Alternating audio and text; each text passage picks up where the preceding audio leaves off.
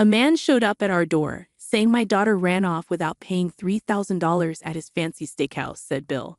He claimed to be the head chef, but I couldn't believe it. I'm Layla, 30 years old, living with my husband Daniel and our daughter Emma. There was no way Emma could do such a thing. I stood firm against their fierce expressions, defending my daughter's innocence. I was tricked by an ex-boyfriend who took $3,000 from me and then disappeared when I found out I was pregnant with his baby. I tried to contact him, but he was gone. I was left alone, divorced and almost broke. But I didn't give up. I had Emma and was ready to face whatever came next. Then the news came that my ex was arrested. The man who told me was Daniel, now my husband. He stood by me through everything, even though I was tired and worn out. Despite our age gap, I was drawn to Daniel's strength and reliability. I worried he wouldn't accept me because I was divorced, but he did. Now we're happily together, with a good relationship with Daniel's parents. One day, I got a call from Daniel's parents. My mother-in-law's voice, full of warmth, asked if we could visit. They wanted to see their granddaughter, whom they adore despite not being related by blood. I happily agreed and promised to let Daniel know. After exchanging pleasantries, my mother-in-law ended the call. It takes about 5 hours to reach their countryside home from the city where we live. When Daniel returned home in the evening, I excitedly told him about the invitation from his parents. "Well, I haven't taken any vacation this month yet," he replied. "Let's take some time off and go see them. I'll ask my boss if we can have a few days off in a row," Daniel suggested eagerly, dialing his boss for permission. Thankfully, his boss agreed, and we began looking forward to reuniting with his parents after a long while. However, on the day of our visit, Daniel suddenly had to work. "You go ahead. I'll join you as soon as I'm done. It might be late, possibly not until tomorrow morning," he explained, kissing us goodbye before heading to the office. I quickly informed my in-laws about the change of plans and then embarked on the journey with my daughter. As soon as we arrived at my in-laws' house, they welcomed us warmly, and we settled in comfortably. They were eagerly awaiting Daniel's arrival. The next morning, my in-laws went about their usual routine, heading to the barn. I offered to help, but they insisted I relax and enjoy my visit, so I stayed behind, waiting for their return. Suddenly, the doorbell rang too early for Daniel's arrival. Assuming it was a neighbor, I hurried to answer it. "I'm coming," I called out, opening the door to find a stern-looking man in his 70s standing there. He glared at me and then demanded, "I own the local steakhouse. Your daughter ate there and left without paying. You owe me $3,000. His words caught me off guard, and I blinked in surprise. He went on to explain that a young girl had visited his restaurant the previous night. Despite being warned that it was too expensive for her, she consumed $3,000 worth of food and drinks before leaving without paying. He claimed she was my daughter and insisted that as her parent, I should foot the bill. I shake my head, trying to explain, but he's too angry to listen. "Can I know your name?" I ask. "It's Ethan. Now pay up," he snaps back. "I need to check with my in-laws if they know you," I respond. "What? Shouldn't you be paying me instead of wasting time?" "Yes, but please give me a moment." I ask him to wait and quickly call my in-laws to confirm something.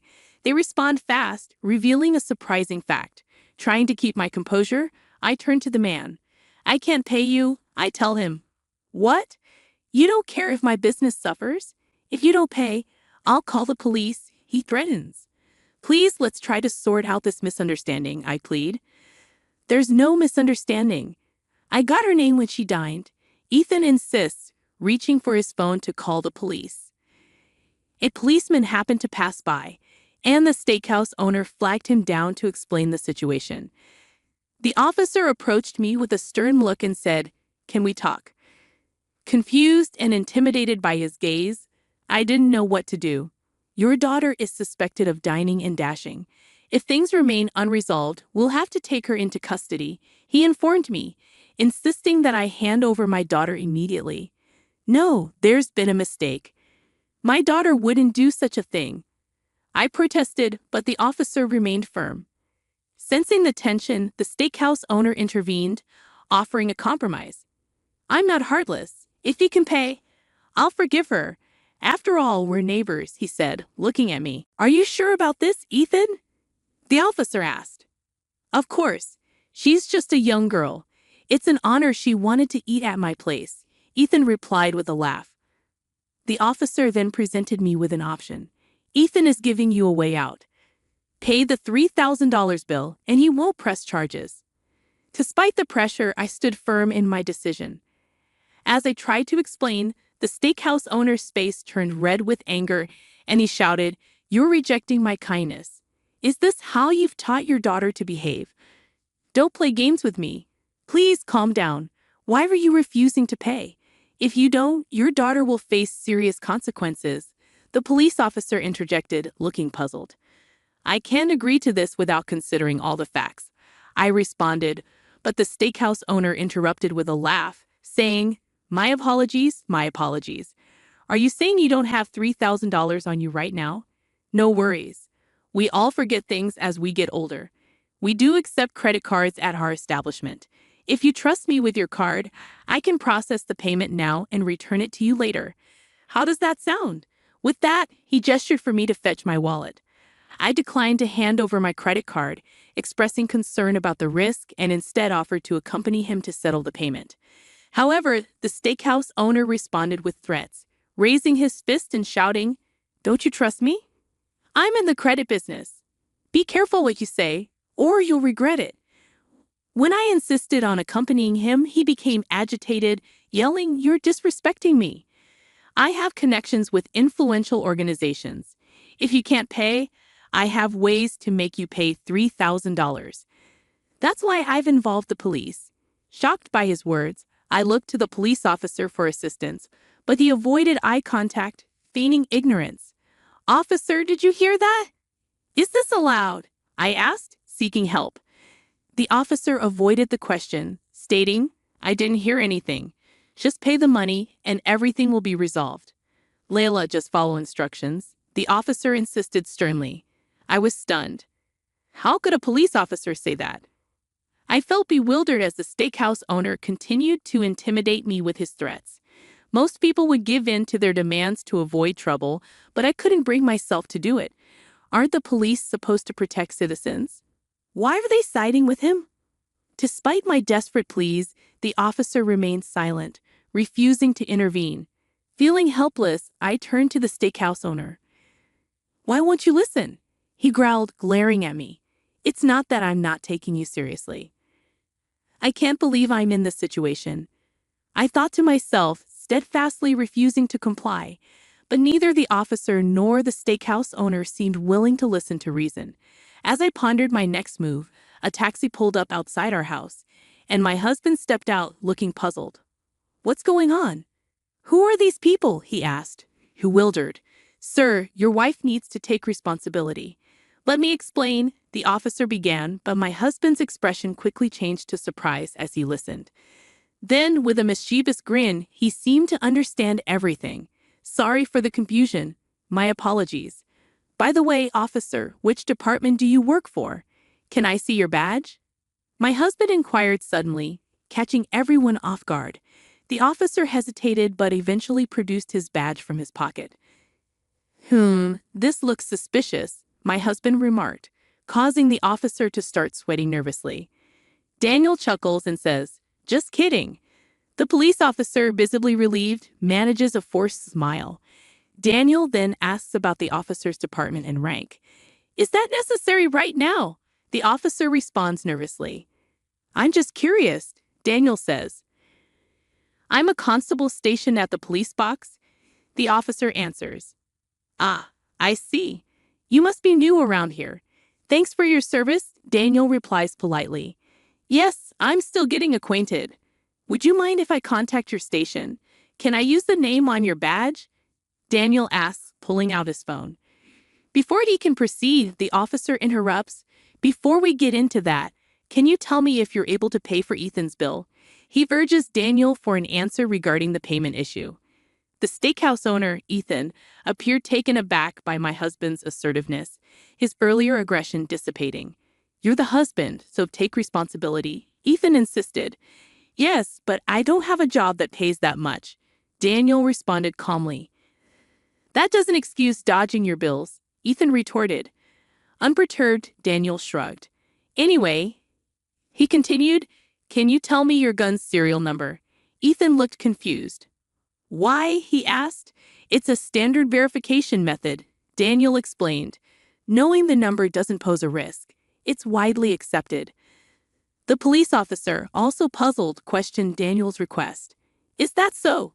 He inquired. Observing their reactions, my suspicions grew stronger.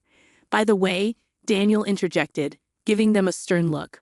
Would you like to hear my take on this dine and dash incident? They both seemed puzzled by his unexpected suggestion. In conclusion, you're a phony cop trying to run a scam with that old man, my husband accused, catching them off guard. Do you have any proof? They retorted. Then prove I'm wrong, my husband challenged. Turning to me, he said, Lee, bring her here. I rushed to bring our precious child forward, positioning her in front of us to prevent any harm. Daniel stood protectively between us. My daughter is only 1 year old. She can't even walk, let alone dine and dash, he asserted. The two were stunned, mouths agape. That's impossible. Is that really Aria Taylor? Ethan questioned. Of course. I'm only 30 years old. When else could I have had my first child? I countered. Ethan, visibly shaken, took a step back, exchanging a glance with the police officer who nodded in agreement. It seems there's been a mistake. Sorry for the confusion, they stammered, preparing to leave. Daniel intervened, blocking their escape routes as they attempted to leave. I retreated to the entrance, observing through a gap in the door. Can you step aside, please? The officer demanded. No, we won't let you go. You might be scammers, and we won't allow it, Daniel countered firmly. Don't try to intimidate us. I'm a police officer. If you don't move, I'll arrest you for obstructing an investigation, the officer threatened, attempting to push past Daniel, but he swiftly moved to block him again. I apologize for not introducing myself earlier.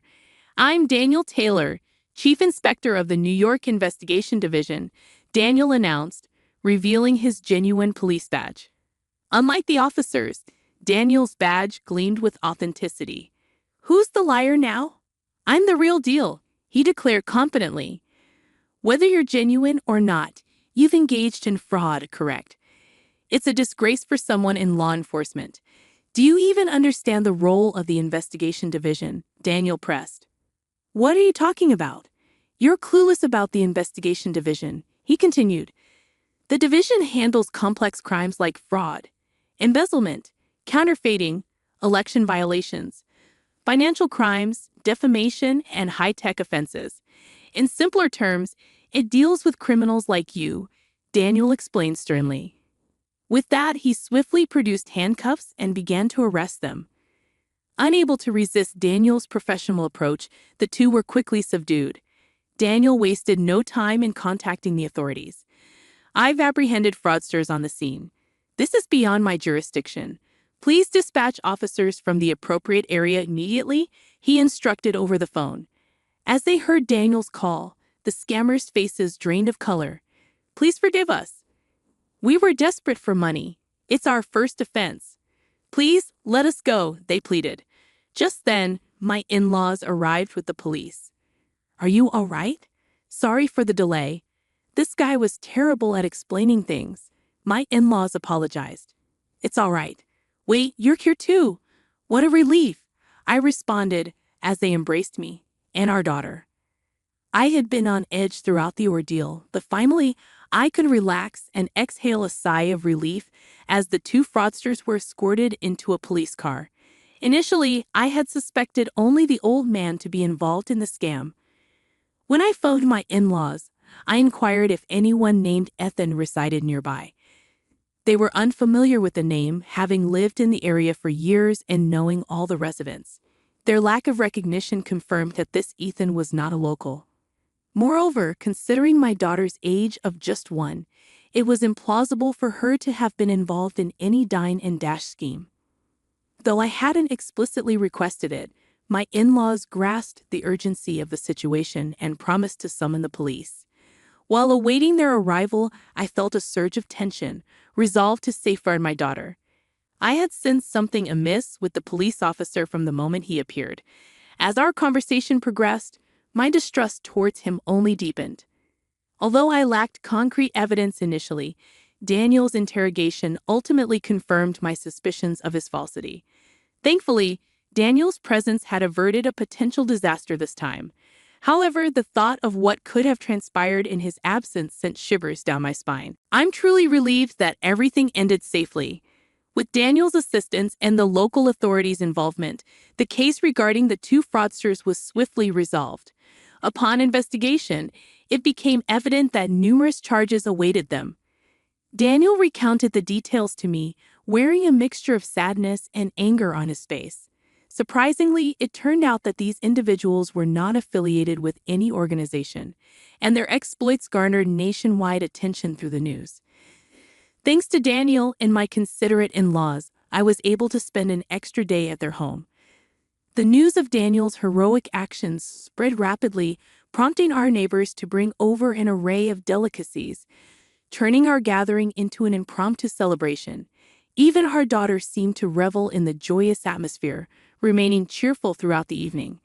That night, as I gazed at my daughter's contented face, I couldn't help but bask in the warmth of our happiness.